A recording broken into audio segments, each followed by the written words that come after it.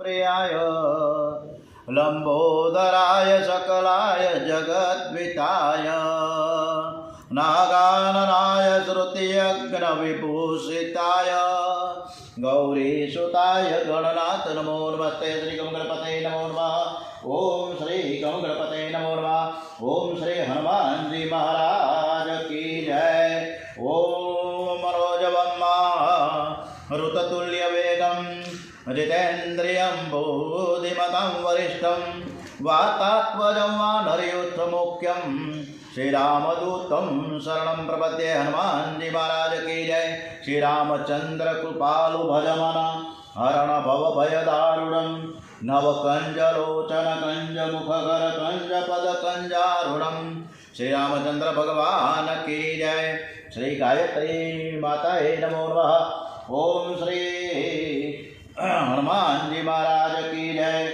श्री भारत माता की जय। वंदे वेद मातरम। द्वारिकाधीश की जय। कृष्ण कन्हैयालाल की जय। डोंगरे जी महाराज की जय। ओम श्री सोमनाथ महादेवना चरणों वंदन साथे ધ્રુવજી મહારાજની પાસે ધ્રુવજીના દર્શન કરવા માટે સાક્ષાત નારાયણ પધાર્યા છે અને પછી દર્શન કોણ કરે છે? નારાયણ કરે છે કે ધ્રુવજી કરે છે? તો અહીંયા તો નારાયણ દર્શન કરવા માટે, ધ્રુવના દર્શન કરવા માટે સાક્ષાત પધાર્યા। એ કથા તરફ આપણે આગળ વધીએ। આજની કથા ખૂબ સરસ રીતે શ્રી કૃષ્ણ પરમાત્માને આપણે સંભળાવીએ એવા ભાવ સાથે આજે તારીખ છેલ્લી ફેબ્રુઆરીનો છેલ્લો દિવસ 28મી ફેબ્રુઆરી અને આજે બારસ છે, ફાગણ સુદ બારસ, શનિવારનો દિવસ। ગણપતિ મહારાજ હનુમાનજી મહારાજના ચરણોમાં વંદન સાથે શ્રી કૃષ્ણ કનૈયાલાલ કી જય।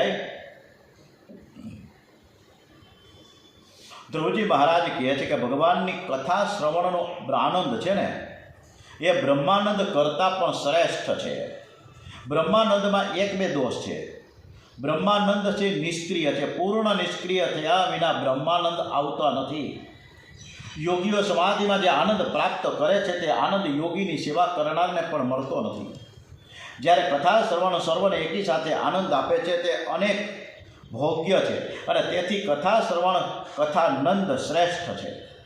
પરમાત્માએ ધ્રુવજીને કંઈક માંગવા કહ્યું ત્યારે ધ્રુવજી કહે મારામાં માંગવાની શક્તિ જ નથી, હવે શું માગવું? આપને જે યોગ્ય લાગે તે મને આપો।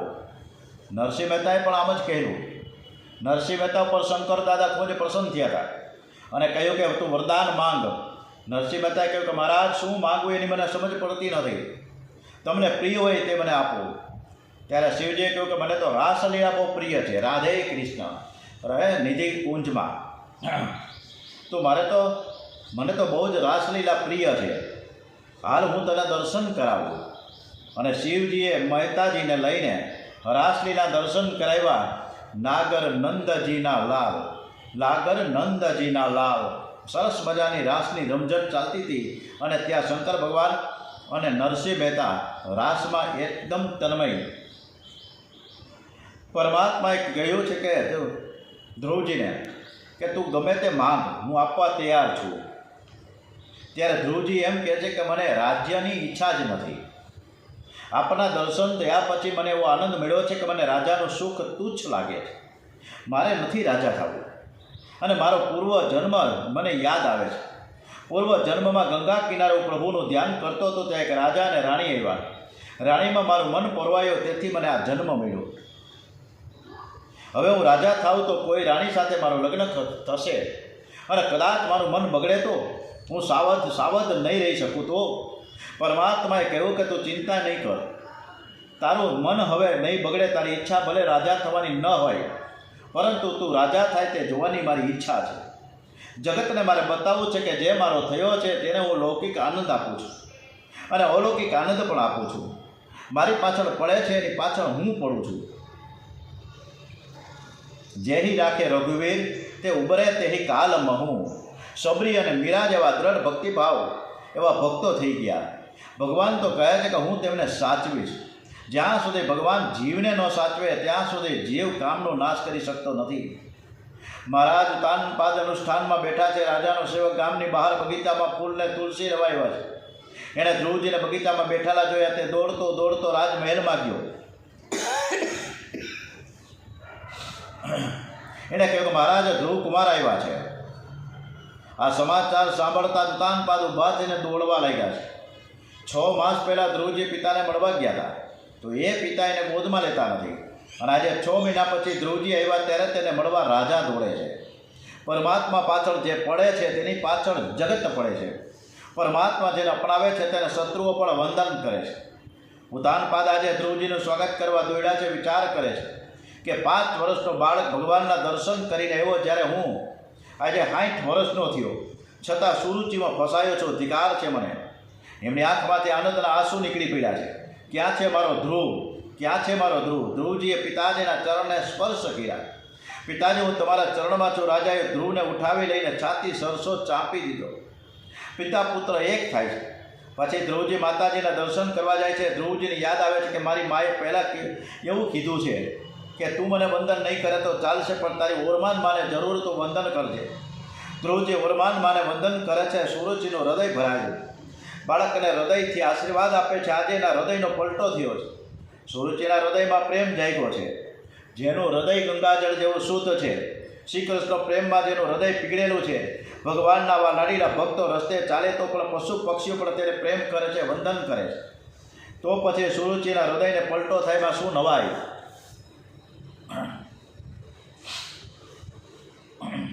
રામચરિત માનસમાં એવું લખવામાં આવ્યું છે કે પુત્રવતી જ્યોતિ જગસ હોય, રઘુવર ભગત જાસૂસ તો હોય, સર્વનો આશીર્વાદ મેળવે તે જ સર્વસ્વરનો વહાલો વહાલો થાય. સુંદર હાથણી સળગાવવામાં આવી. બધાની ઈચ્છા છે કે ધ્રુવજી એના ઉપર બિરાજે. મોટો વરઘોડો નીકળો. ધ્રુવજીને હાથી ઉપર બેસવાનું કહ્યું. ધ્રુવજી કે હું એકલો નહીં બેસું, મારા ભાઈ ઉત્તમને બોલાવો. પહેલાં ઉત્તમ બેસે અને પછી હું બેસીશ. ઉત્તમને બોલાવવામાં આવ્યો છે. બંને ભાઈઓ પ્રેમથી મળ્યા. ઉત્તમને પ્રથમ હાથી ઉપર બેસાડી ધ્રુવજી બેઠા. જેને પોતાના ભાઈમાં ભગવાન ન દેખાય એને બીજામાં કે મૂર્તિમાં કેમ કરીને દેખાવાના છે?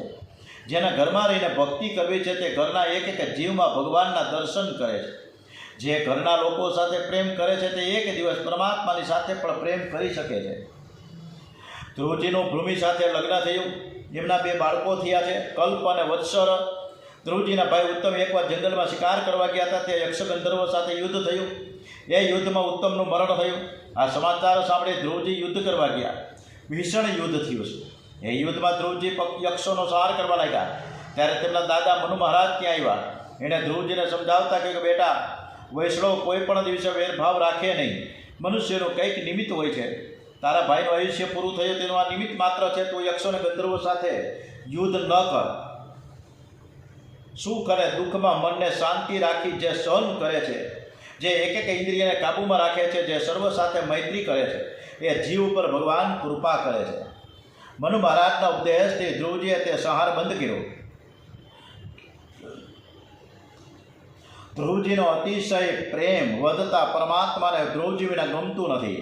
ભગવત આજ્ઞાથી પાર્ષદો ધ્રુવજીને માટે વિમાન લઈને આવ્યા છે.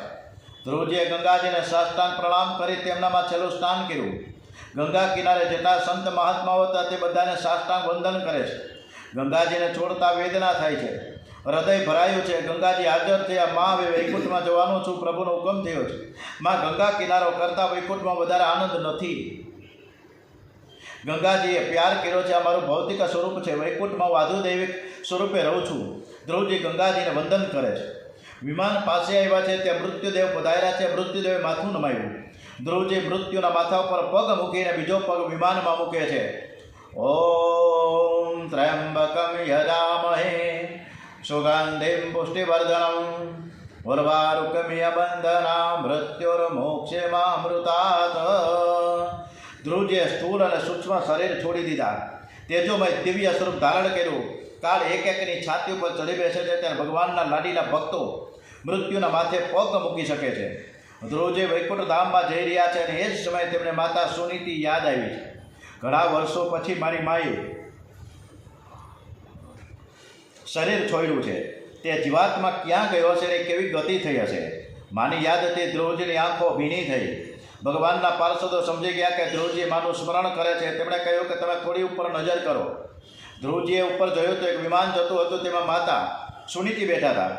વિમાનમાં પાર્ષદો માતા સુનીતિને કહે છે કે તમારો દીકરો મહાન ભગવત ભક્ત મહાન ભગવત ભક્ત થયો છે, એના પ્રતાપે જ તમે વિમાનમાં બેઠા છો. ધ્રુવજી જેવો દીકરો પહેલાં મા બાપને મુક્તિ અપાવે છે અને પોતે મુક્તિ પામે છે. પુત્રના વખાણ સાંભળીને માનું હૃદય પીગળ્યું. મેં કોઈ દિવસ બરાબર ધ્યાન કર્યું નથી, બરાબર ભક્તિ કરી નથી. મારા દીકરાના પ્રતાપે આજે હું વિમાનમાં બેઠી. મેં એને જન્મ આપ્યો, એણે મને મુક્તિ અપાવી છે, જન્મ મરણના ત્રાસમાંથી છોડાવી છે, મને પણ પ્રભુના ધામમાં લઈ જાય છે. સુનીતિ પાર્ષદોને કહે છે કે મારે એકવાર મારા બાળકને જોવો છે. પાર્ષદોએ કહ્યું તમે નજર નીચી કરો. સુનીતિ નીચે જોવે છે ત્યારે ધ્રુવજી ઉપર નજર કરે છે. માતા પુત્રની દ્રષ્ટિનું મિલન થયું. ધ્રુવજીને માના દર્શન થયા.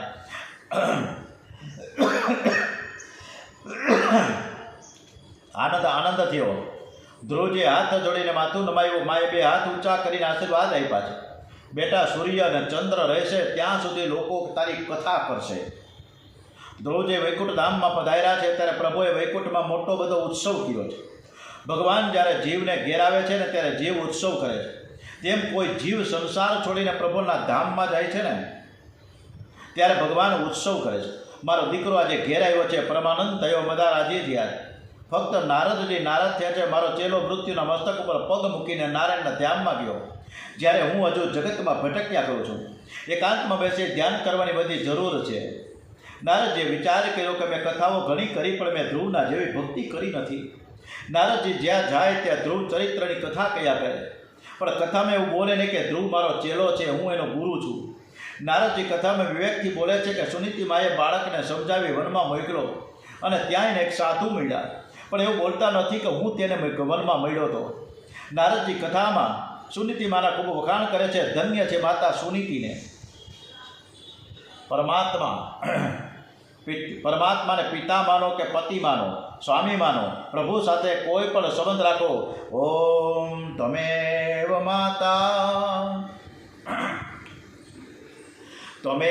માતા ચ પિતા ત્વમેવ બંધો જ સખા ત્વમેવ. તમે જ માતા છો, તમે જ પિતા છો, તમે જ સખા છો, તમે જ ગુરુ છો. આટલી બધી પરમાત્માને આપણે કંઈક માનીએ, કંઈક એવો સંબંધ જોડીએ. ગામમાં ઘણાને તાવ આવતો હશે, બધાને ઘેર ખબર કાઢવા જતા નથી. જેની સાથે તમારો સરસ રીતે સંબંધ હોય એને ત્યાં તમે ખબર કાઢવા જાઓ છો. બધાને ઘરે નથી જતા. એની જ લાગણી થાય છે. પરમાત્મા સાથે સંબંધ જોડો. પરમાત્મા સાથે સંબંધ જોડવાથી ધ્રુવ મહારાજ મૃત્યુના માથે પગ મૂકીને પ્રભુના ધામમાં પધાર્યા છે.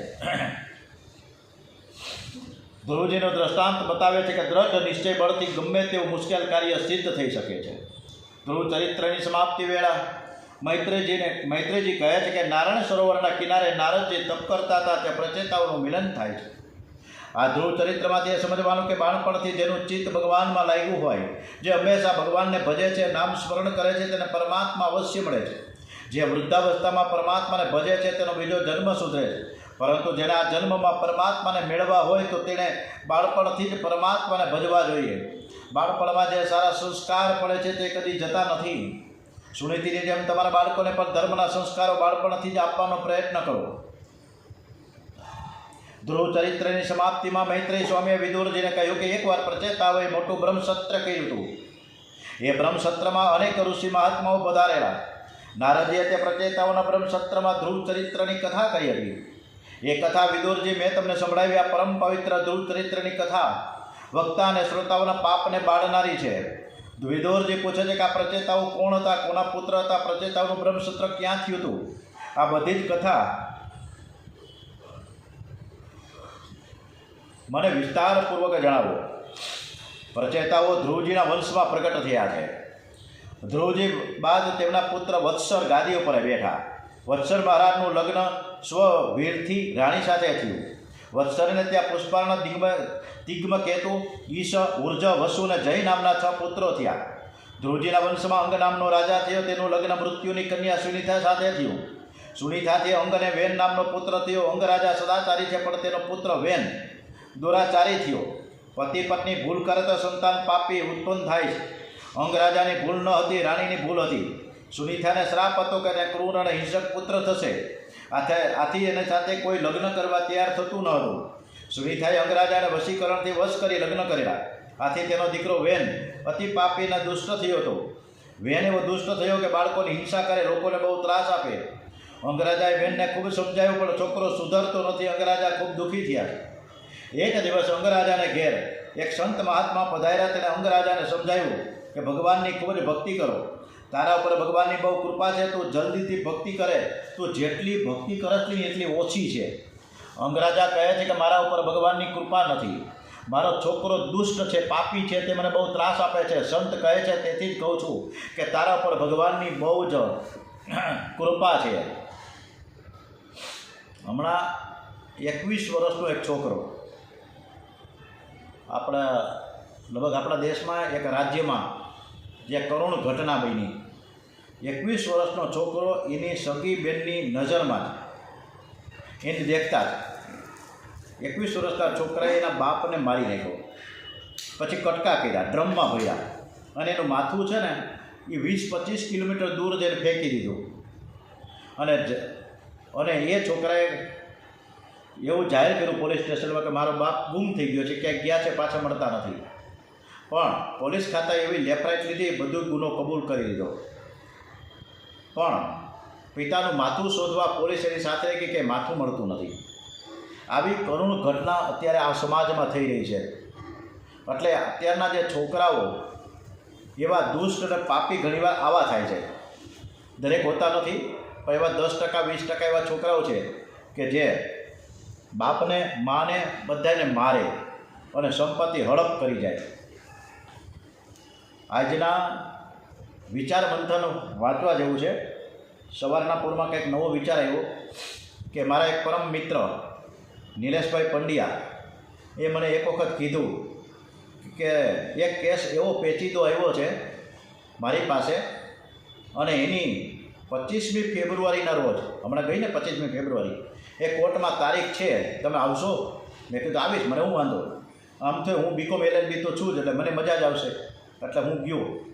તારીખ થોડીક દલીલો થઈ. કોની સામે દલીલો થઈ? કે એ કેસમાં એવું હતું કે એક ભાઈ બીજા ભાઈની સામે દાવો કર્યો હતો. શેનો દાવો કર્યો હતો, શું મેટર હતી, આ બધી દલીલો ખૂબ જ જોરદાર ચાલી. અને પાછી તારીખ પડી છે 28મી ફેબ્રુઆરીના રોજ. આજે પાછો કોર્ટમાં કેસ છે, બરાબર? તો આજે હું પાછો કોર્ટમાં જવાનો છું. હું થાય છે જોશું નહીં, આવતીકાલે કહીશ. એટલે અત્યારે ભાઈઓ વચ્ચે પણ કોર્ટ દાવા શરૂ થાય છે. આપણે આવું બધું જોઈએ છીએ અત્યારે. આજે કળિયુગ તો હજી તો શરૂઆત છે. હજી કળિયુગનો લાંબો સમય પસાર કરવાનો છે. કોણ જાણે શું થશે ભવિષ્યમાં ખબર નથી. ભાગવતનો એક સિદ્ધાંત છે કે ભગવાન જે સ્થિતિમાં રાખે તેમાં સંતોષ માનવો. પ્રભુનો ઉપકાર માનીને ભક્તિ કરો. ભગવાનમાં એવો દ્રઢ વિશ્વાસ રાખો કે ભગવાન કદી ખોટું કરી શકે જ નહીં. જીવ ખોટું કરી શકે, જીવ અન્યાય કરી શકે, પણ ભગવાનના દરબારમાં અન્યાય નથી. ભગવાન જે કરે છે તે આપણા કલ્યાણ માટે જ કરે છે, એમ માનવું.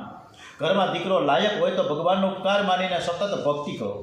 અને કદાચ ઘરમાં દીકરો લાયક ન હોય તો પણ ભગવાનનો ઉપકાર માનીને મનને સમજાવજો કે છોકરો લાયક નથી એ ઠીક છે. જો લાયક દીકરો હોય તો પુત્રમાં આસક્તિ જાગે, પુત્રમાં આસક્તિ જાગે. દીકરો નાલાયક હોય તો આપણું મન પુત્રમાં ફસાય નહીં. તેથી આવો નાલાયક દીકરો પ્રભુએ આપ્યો છે. ગમે તે પરિસ્થિતિમાં મનને શાંત રાખીને ભક્તિ કરો. કાર્તક મહિનામાં એકવાર એવું થયું કે તુકારામ મહારાજ, એકનાથજી મહારાજ અને નરસિંહ મહેતા પંઢરપુરમાં ભેગા થયા. એકનાથ મહારાજને વિઠ્ઠલનાથજીના દર્શન કરતાં કરતાં આંખમાં આંસુ આવી ગયા. પ્રભુએ મને ખૂબ જ લાયક થેન્ક યુ કહે છે ભગવાનને. શું કામ થેન્ક યુ કહે?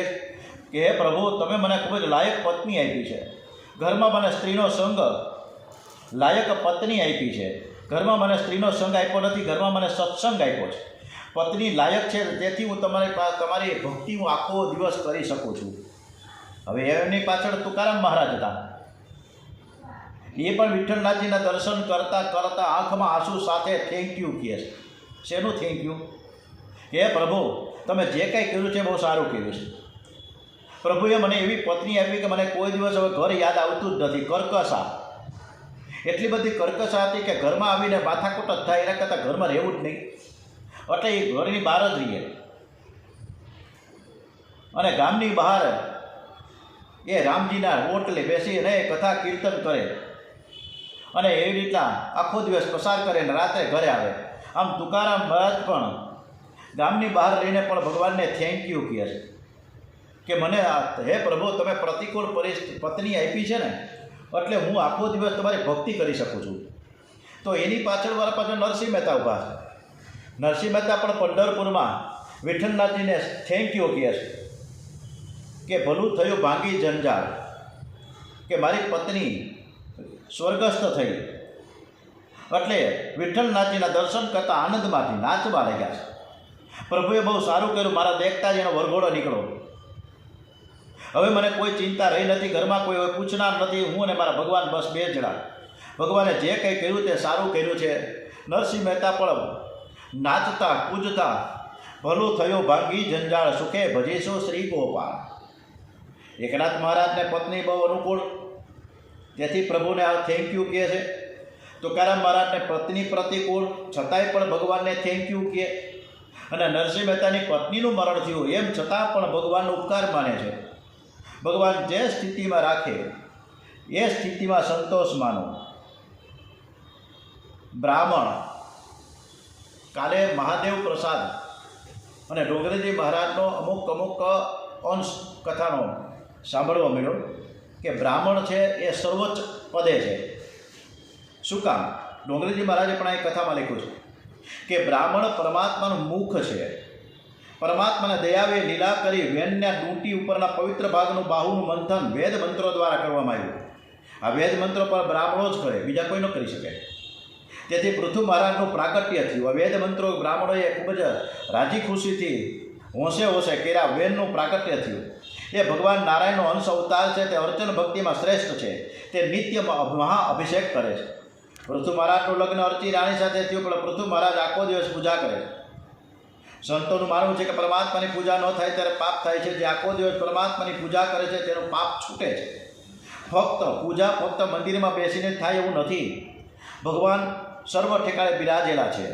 જેમ લાડુમાં અત્ર તત્ર અને સર્વત્ર, એટલે આપણે નરસિંહ ભગવાનનું જે પ્રાગટ્ય થયું એ પ્રહલાદજીને રક્ષણ આપવા માટે થયું અને જગતને એક સાબિત કરી આપવા માટે કે હું ચારે બાજુ છવાયેલો છું. અત્ર તત્ર અને સર્વત્ર ભગવાન સર્વ ઠેકાળે બિરાજેલા છે. જેમ લાડુમાં સરસ મજાના ચૂરમાના લાડુ કર્યા હોય મસ્ત, તો એમાં ખાંડ દેખાતી નથી, પણ છતાંય લાડુમાં ખાંડ છે. અને આપણે કબૂલ કરવું પડે કે ખાંડ અથવા તો ગોળ છે આ લાડુમાં. લાડુમાં જે રીતે મીઠાશ છે એ લોટની નથી, પણ ખાંડની છે, ગોળની છે. લાડુના એક એક કણમાં જેમ ખાંડ મળેલી છે એમ જગતના અણુ પરમાણુમાં પરમાત્મા મળેલા છે. રસ્તે ચાલતા, ઘરમાં કામ કરતાં કરતાં પરમાત્માની પૂજા કરો.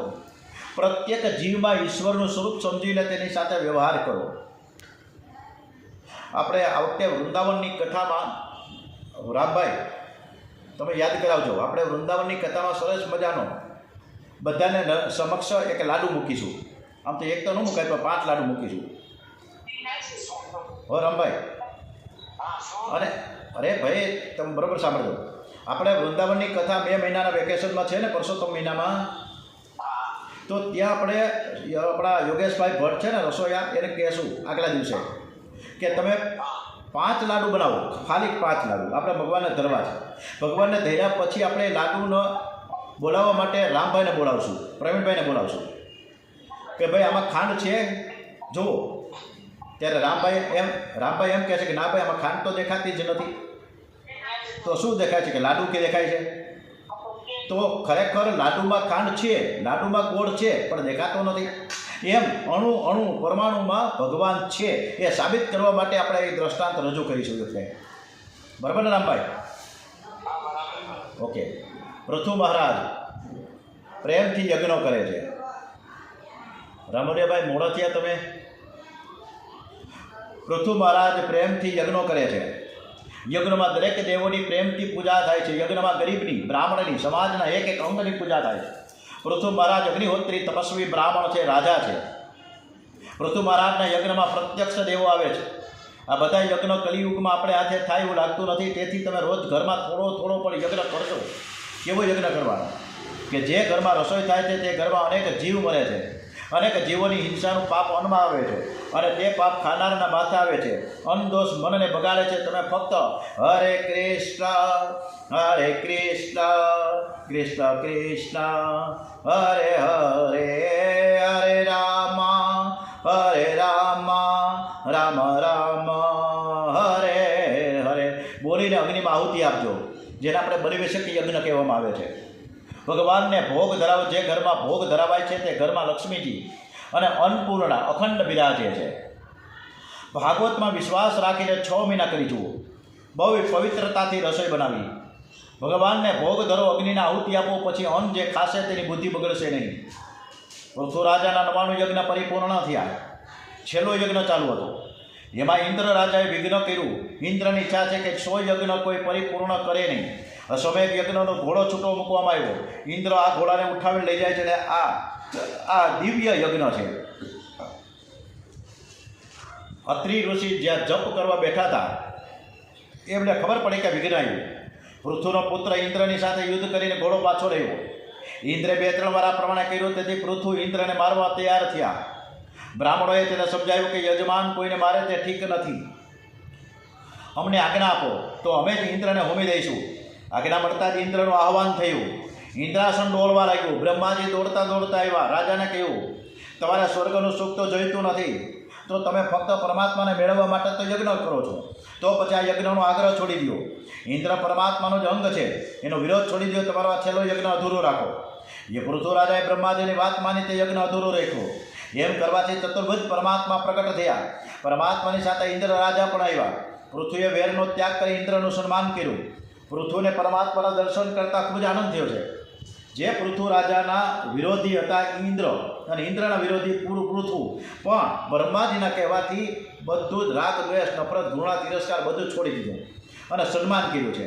બસ આ જ વસ્તુ ભાગવતમાં આપણે શીખવાની છે. આપણે પણ ઘણાની સાથે કાંઈક ને કાંઈક માથાકૂટ થઈ જ હોય, અને ઘણાય આપણાથી અબોલા હોય. તો અબોલાને આપણે, અને એ પણ આજે રામભાઈ વૃંદાવનની કથામાં આ રીતે પણ શરૂ થશે. રામણિયાભાઈ કે જેને અબોલા હશે એ હાથ ઊંચો કરે, જો એનામાં હિંમત હોય ને ત્યારે વૃંદાવનમાં એ કથા દરમિયાન, કે જેને અબોલા હોય ને સગા સંબંધી કોઈ મિત્રો કે ભાઈઓ કે બહેનો કે ગમે એની સાથે, તો એને આપણે ઊભા કરીશું અને એને ફોન કરાવશું કે ફોન કરો અત્યારે ને અત્યારે. I am not okay, you are okay, તમે જ બરાબર છો, હું ખોટો છું અને હું તમારી માફી માગું છું. આ શબ્દો આવવા જોઈએ ત્યારે, બરાબર? અને થશે કે નહીં થાય રામભાઈ? હા, તમે ક્યાંક બહાર છો, ચાલો એ પછી વાત કરીશું. આ તમે હમણાં નજર આવી રાખો, બહુ સરસ મજાની કથા ચાલી રહી છે. પૃથ્વીને પરમાત્માના દર્શન કરતાં ખૂબ જ આનંદ થયો. મારા ઘેર આજે ભગવાન પધાર્યા છે. પ્રભુએ કહ્યું કે રાજન, મારી બહુ ઈચ્છા છે કે તું હવે કંઈક માંગ તો હું તને વરદાન આપું. પૃથ્વી રાજાએ હાથ જોડીને કહ્યું કે તમારા દર્શન કર્યા પછી હવે હું શું માંગું? કેવું માંગ્યું છે? પૃથ્વી રાજાએ જે માંગ્યું છે એવું કોઈ માંગ્યું જ નથી. હો રામભાઈ, રામલિયાભાઈ, પ્રવીણભાઈ, કેવું સરસ માંગ્યું છે. પ્રભુએ કહ્યું કે મારા દર્શન તને અખંડ થશે, છતાં મારી કાંઈક ઈચ્છા છે. બોલો, પ્રભુ જેમ ધ્રુવજીને કે મારે કાંઈક તને આપવું છે, તું માંગ કે ન માંગ તોય મારે તને આપવું છે, અને મારે તને રાજા તરીકે જોવો છે. ધ્રુવજીને કીધું. આજે પૃથ્વી રાજાને પણ એવું કહે છે પ્રભુ કે મારા દર્શન તો તને અખંડ થશે, એ તો ઓકે, પણ છતાંય મારી એક ઈચ્છા છે કે તું કંઈક માંગ મારી પાસે, અને તું મને રાજી કરવા માટે માંગ. બોલો, પ્રભુને રાજી કરવા માટે પૃથ્વી રાજાને કહે છે, વિનંતી કરે પ્રભુ. પૃથ્વી રાજાએ કહ્યું, શું માંગ્યું? મહારાજ, મારી એવી પ્રાર્થના છે પ્રભુ કે તમારી કથા શ્રવણ કરવા માટે મને 10,000 કાન આપો, જેથી તમારી લીલા ગુણોની કથા સાંભળતા જ રહો. મારા 2 કાનમાં જ એવી શક્તિ આપો કે ગંગા કિનારે, યમુનાના કિનારે, નર્મદાના કિનારે, દામોદરજીના કાંઠે, જૂનાગઢના તીર્થસ્થાનમાં બિરાજેલા તમારા બધા જ લાડીલા ભક્તો તમારા ગુણગાન ગાય અને તમારી કથા કરે, અને બધું હું અહીંયા બેઠા બેઠા સાંભળું. બોલો, આ 10,000 કાન માંગ્યા છે. અત્યારે આપણે કથા કરી રહ્યા છીએ, અત્યારે એ પૃથ્વી રાજાએ પણ કથા સાંભળવા આવે છે. હનુમાનજી મહારાજ તો સાક્ષાત આવે જ છે દર વખતે કથામાં. ગણપતિ બાપા પણ મહારાજ આવે છે, ઉંદર ઉપર બેહીને. આ અમારે કોંડાળે કેવડા મોટા ઉંદર છે ખબર નથી પડતી. એટલે ભૂસ ઉંદર કહેવાય ને, એ આખો ચેમ્બર ભરી દે એવા ઉંદર છે. તો ઉંદર ઉપર બેસીને ગણપતિ મહારાજ પણ આવે છે. પ્રભુએ પૃથુ મહારાજને વરદાન આપ્યું છે અને વરદાન આપીને પૃથુ રાજા કૃતાર્થ થઈ ગયા. ખૂબ સરસ મજાનો તમે મને આ જે મારે વરદાન મેં માગ્યું અને તમે આપ્યું એ બદલ હું તમને થેન્ક યુ કહું છું પૃથુ રાજાએ. આપણે રોજ 56 ભોગનું થેન્ક યુ એટલે તો કહીએ છીએ. અને આવતીકાલથી હવે પુરંજનની કથા શરૂ કરીશું સરસ મજાની. અને આ પુરંજનની કથા શું છે એ મારી ને તમારી બંનેની છે. આ કથા આપણે આવતીકાલે સવારે સરસ મજાની કરવા જઈ રહ્યા છીએ. ઓમ શ્રી કૃષ્ણ કનૈયાલાલ કી જય. આજે આવતીકાલે રવિવાર છે તો શાંતિથી આપણે કથા સરસ મજાની કરીશું. ઓમ શ્રી દ્વારિકાધીશ કી જય, કૃષ્ણ કનૈયાલાલ કી જય, ડોંગરેજી મહારાજ કી જય, શ્રી ગણપતિ મહારાજ હનુમાનજી મહારાજના ચરણોમાં વંદન સાથે ઓમ શ્રી ભારત માતા કી જય, ભાગવત ભગવાનજી મહારાજ કી જય. ઓમ નમો ભગવતે વાસુદેવાય. શ્રી રામ જય રામ જય જય રામ. ઓમ નમઃ પાર્વતી પતે. હર હર હર હર હર મહાદેવ.